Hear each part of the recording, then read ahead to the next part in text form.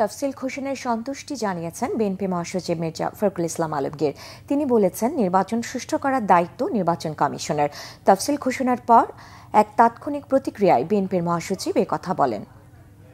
নির্বাচনের যে তফসিল ঘোষণা হয়েছে তাতে আমরা মোটামুটিভাবে সন্তুষ্ট। শব্দের একটা এদিক ওদিক থাকতে পারে, সে বিষয়গুলো আমি খুব বেশি বড় করে দেখি না। যেটা আমি মনে করি যে বাংলাদেশের রাজনৈতিক ইতিহাসে নিঃসন্দেহে একটি অত্যন্ত বড় উল্লেখযোগ্য একটা ঘটনা। আমাদের প্রত্যাশা যে নির্বাচন কমিশন একেবারে নিরপেক্ষভাবে, সুষ্ঠুভাবে, অবাধ এবং একটা গ্রহণযোগ্য নির্বাচন অনুষ্ঠান করবে এবং এখানে সকল রাজনৈতিক দল এবং প্রার্থী তারা সবাই সচেতনভাবে এই নির্বাচনটিকে একটি উৎসবমুখর একটি নির্বাচনে পরিণত করবেন।